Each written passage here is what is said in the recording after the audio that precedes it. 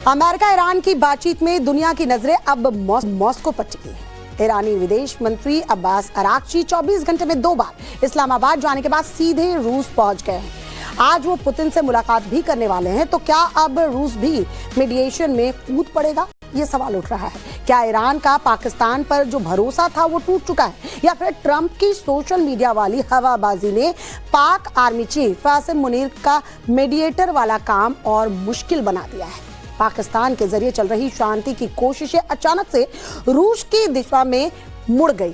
क्या ये डिप्लोमेसी का नया ट्विस्ट है, या पुरानी दोस्ती का नया चैप्टर है, या फिर मिडिल ईस्ट के खेल में एक बड़ा बदलाव? आज इस पूरी कहानी पर परत दर परत हम बात करेंगे। साथ ही आपको वो तमाम जरूरी तस्वीरें भी दिखाएंगे जिनके इर्द गिर्द इस वक्त मिडिल ईस्ट वॉर की पूरी कहानी जो है वो घूमती नजर आएगी। हम क्यों कह रहे हैं कि अब ईरान अमेरिका डील में पुतिन की एंट्री होने वाली है और मुनीर गेम से बाहर होने वाले हैं, इससे आपको बड़े ही इत्मीनान से चलिए समझाते हैं। लेकिन उससे मंत्री अब्बास अराक्ची के रूस पहुंचने की वजह से 2 लोग बड़े परेशान हैं। पहला नाम है अमेरिकी राष्ट्रपति ट्रंप का। उन्होंने तो लगभग धमकी दे डाली है। और दूसरी तरफ पाकिस्तान का आर्मी चीफ है कासिम मुनीर, जिसकी तमाम कोशिशों पर ईरान ने मानो पानी फेर दिया है।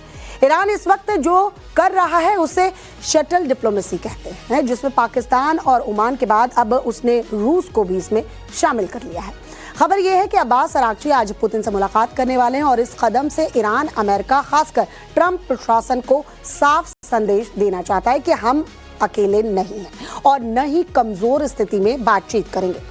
पुतिन से सीधे मुलाकात करके ईरान दिखा रहा है कि उसके पास रूस जैसा मजबूत स्ट्रैटेजिक पार्टनर भी है जो यूएस इजराइल के खिलाफ खड़ा है। और अगर अमेरिका दबाव या ब्लैकमेल की नीति अपनाएगा तो ईरान अपने सहयोगियों के साथ मिलकर मजबूती से इसका जवाब भी देगा।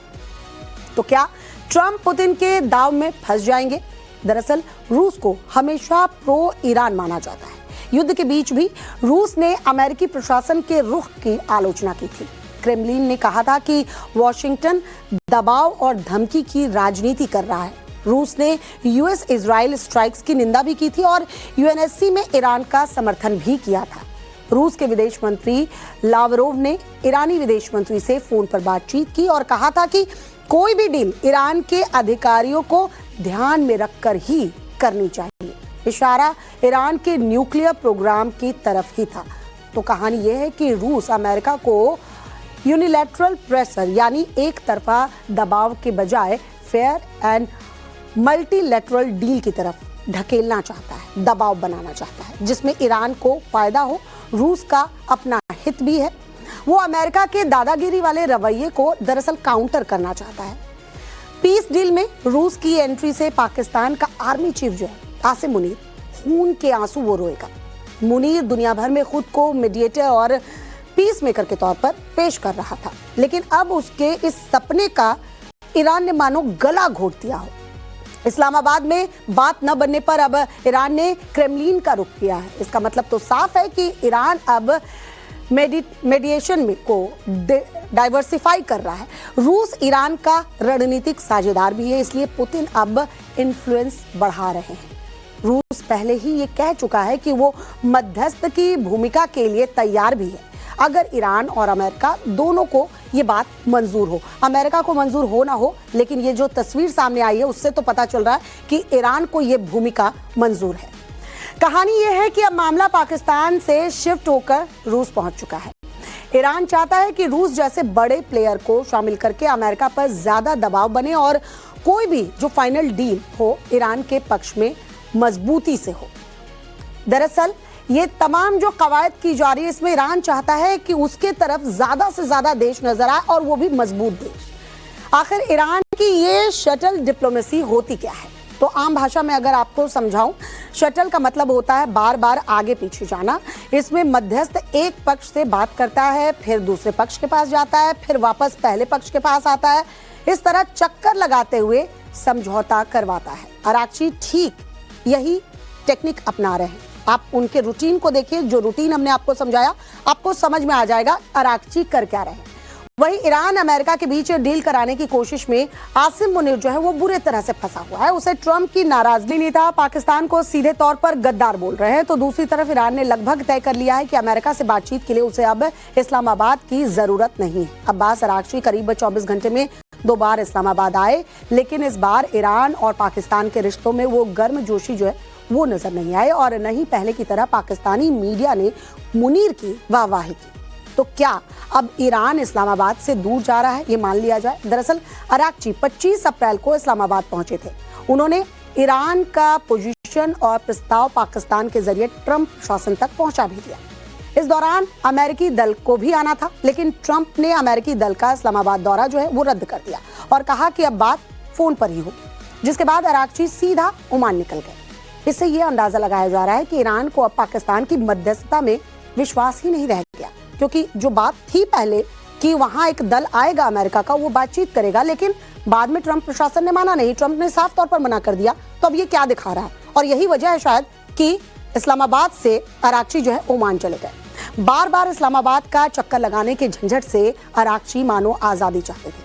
अराक्ची ठीक 24 घंटे के अंदर फिर से इस्लामाबाद वापस आते हैं और कहा यह जा रहा है कि अराक्ची ने ईरान की रेड लाइंस और प्रस्ताव पर मुनीर को फाइन मैसेज भी दे दिया। मतलब बता दिया कि क्या हम नहीं मानेंगे तो नहीं मानेंगे, और जो हो सकता है डील में वो ये बात है। वो क्लियर कट मैसेज दे दिया। ईरानी मीडिया के मुताबिक ये ईरान के विचारों का फ्रेमवर्क था, जिसमें युद्ध स्थायी रूप से खत्म करने का प्लान शामिल था और कुछ ही देर बाद अराक्ची रूस के लिए रवाना भी हो गए। ईरानी सांसद ने खुले तौर पर पाकिस्तान की आलोचना भी की है, जिससे ये बात अब जग जाहिर हो चुकी है कि ईरान को पाकिस्तान पर भरोसा बिल्कुल भी नहीं रहा। रिजाई का बयान इसी का सबूत मानो है। बातचीत फेल होने के बाद ईरान को लग रहा है कि पाकिस्तान अमेरिका की तरफ ज्यादा झुका हुआ है। आसिम मुनीर भले ही खुद को इस वक्त मीडिएटर कह रहा है, लेकिन ईरान के अंदर इसका विश्वास जो है वो कमजोर हुआ है। हालात तेजी से बदलते नजर आ रहे हैं। अराक्ची अब पुतिन से मिलने जा रहे हैं और पुतिन से मुलाकात होगी तो जाहिर सी बात है क्या बात होती है और उसके बाद ईरान का स्टेप क्या होता है, ये काफी इंपॉर्टेंट होने वाला है। दूसरी तरफ इजराइल और लेबनान के सीज फायर का ऐलान जो है वो हो चुका है, लेकिन न तो हिजबुल्लाह ने रॉकेट दागना छोड़ा है। देखिए, सीज फायर हो चुका है, ऐलान कर दिया गया, लेकिन उसके बाद क्या लोग बड़े परेशान हैं। पहला नाम है अमेरिकी राष्ट्रपति ट्रंप का, उन्होंने तो लगभग धमकी दे डाली है, और दूसरी तरफ पाकिस्तान का आर्मी चीफ है आसिम मुनीर, जिसकी तमाम कोशिशों पर ईरान ने मानो पानी फेर दिया है। ईरान इस वक्त जो कर रहा है उसे शटल डिप्लोमेसी कहते हैं, जिसमें पाकिस्तान और ओमान के बाद अब उसने रूस को भी इसमें शामिल कर लिया है। खबर यह है कि अब्बास अराक्ची आज पुतिन से मुलाकात करने वाले हैं और इस कदम से ईरान अमेरिका, खासकर ट्रंप प्रशासन को साफ संदेश देना चाहता है कि हम अकेले नहीं हैं और न ही कमजोर स्थिति में बातचीत करेंगे। पुतिन से सीधे मुलाकात करके ईरान दिखा रहा है कि उसके पास रूस जैसा मजबूत स्ट्रैटेजिक पार्टनर भी है जो यूएस इजराइल के खिलाफ खड़ा है, और अगर अमेरिका दबाव या ब्लैकमेल की नीति अपनाएगा तो ईरान अपने सहयोगियों के साथ मिलकर मजबूती से इसका जवाब भी देगा। तो क्या ट्रंप पुतिन के दाव में फंस जाएंगे? दरअसल रूस को हमेशा प्रो ईरान माना जाता है। युद्ध के बीच भी रूस ने अमेरिकी प्रशासन के रुख की आलोचना की थी। क्रेमलिन ने कहा था कि वॉशिंगटन दबाव और धमकी की राजनीति कर रहा है। रूस ने यूएस इजराइल स्ट्राइक्स की निंदा भी की थी और यूएनएससी में ईरान का समर्थन भी किया था। रूस के विदेश मंत्री लावरोव ने ईरानी विदेश मंत्री से फोन पर बातचीत की और कहा था कि कोई भी डील ईरान के अधिकारियों को ध्यान में रखकर ही करनी चाहिए। इशारा ईरान के न्यूक्लियर प्रोग्राम की तरफ ही था।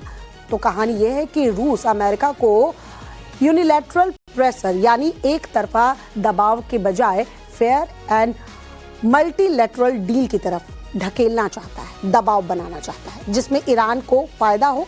रूस का अपना हित भी है। वो अमेरिका के दादागिरी वाले रवैये को दरअसल काउंटर करना चाहता है।